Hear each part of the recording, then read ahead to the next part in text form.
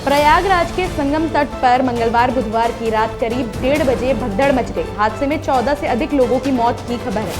50 से ज्यादा श्रद्धालु घायल है। वहीं हादसे के मद्देनजर आज मौनी अमावस्या पर होने वाले 13 अखाड़ों के अमृत स्नान के लिए साधु संतों ने कहा कि वे अब बड़ा जुलूस नहीं निकालेंगे। उधर यूपी सीएम योगी आदित्यनाथ ने हादसे को लेकर अफवाहों पर ध्यान न देने की अपील आमजन से की है।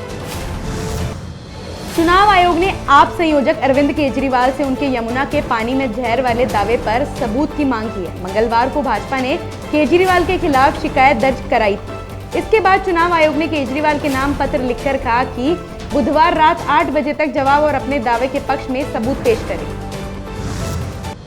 इंडियन स्पेस एजेंसी श्रीहरिकोटा से GSLV F-15 के जरिए NVS-02 सैटेलाइट लॉन्च किया।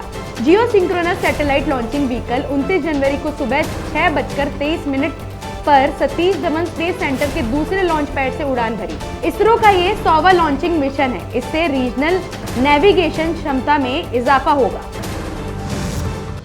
पंजाब और हरियाणा के खनौरी और शंभू बॉर्डर पर चल रहे किसान आंदोलन से जुड़े मामले की आज बुधवार को सुप्रीम कोर्ट में सुनवाई होगी। दूसरी तरफ खनौरी बॉर्डर पर किसान नेता जगजीत सिंह डल्लेवाल के अनशन का आज 65वां दिन है। हालांकि अब उनकी सेहत में सुधार देखा जा रहा है।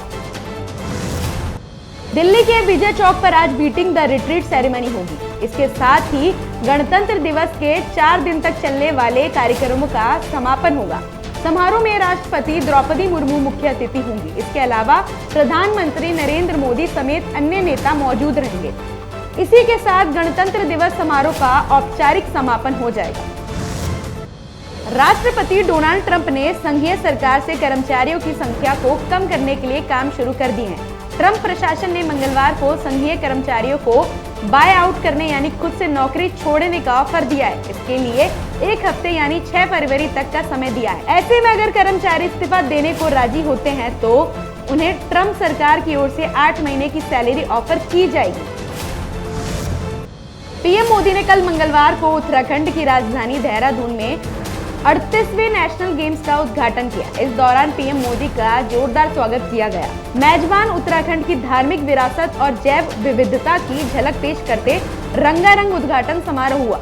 38वें गेम्स में 32 खेलों में लगभग 10,000 खिलाड़ी चुनौती पेश करेंगे। राष्ट्रीय खेल 14 फरवरी तक चलेंगे। हरियाणा के रोहतक की सुनारिया जेल में रेप के आरोप में 20 साल की सजा काट रहे डेरा सच्चा सौदा प्रमुख गुरमीत राम रहीम सिंह को मंगलवार को पैरोल मिल गई। गुरमीत राम रहीम सिंह ने पैरोल मिलने के बाद एक बयान जारी कर अपने अनुयायियों से अपील की है। गुरमीत राम रहीम सिंह ने कहा कि परमात्मा की कृपा से मैं आपके दर्शनों के लिए फिर से आपकी सेवा में आया हूँ और इस बार सिरसा धाम में आया हूँ। मेरी सभी अनुयायियों से प्रार्थना है कि आप लोग सिरसा धाम में ना आए। सुप्रीम कोर्ट ने केंद्र सरकार को घरेलू कामगारों के नियम और सुरक्षा के लिए कानूनी ढांचा सुझाने के लिए एक समिति गठित करने का आदेश दिया है। कोर्ट ने कमेटी से 6 महीने के भीतर रिपोर्ट देने को कहा है। इसमें केंद्र से समिति की सिफारिश के बाद जल्द ही कानून बनाने का प्रयास करने को कहा गया है। सुप्रीम कोर्ट का कहना है कि घरेलू कामगार एक आवश्यक कार्यबल है और उनके अधिकारों की रक्षा के लिए कोई अखिल भारतीय कानून नहीं है।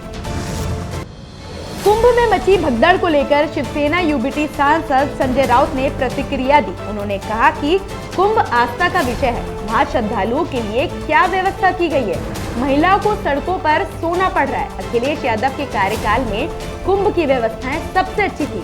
जब केंद्रीय मंत्री और वीआईपी दौरा करते हैं तो सिस्टम पर दबाव डालता है। 10 से अधिक लोग मारे गए हैं। उन्होंने भगदड़ के लिए हुई मौतों के लिए प्रशासन को जिम्मेदार ठहराया। अपनी जापान यात्रा के दूसरे दिन मध्य प्रदेश के सीएम डॉक्टर मोहन यादव ने टोक्यो में अपनी सुबह की शुरुआत भगवान बुद्ध के दर्शन कर की। वे सेंसोजी मंदिर पहुंचे और भगवान बुद्ध की शरण में दोनों देशों के साथ की कामना की। सीएम ने एक्स पर पोस्ट शेयर की जिसमें उन्होंने लिखा कि भगवान बुद्ध के दर्शन का सौभाग्य प्राप्त हुआ। सांस्कृतिक विरासत के साथ व्यापारिक दृष्टि से दोनों देश एक दूसरे के साथ है। मंगल कामना है कि दोनों साथ साथ रहे।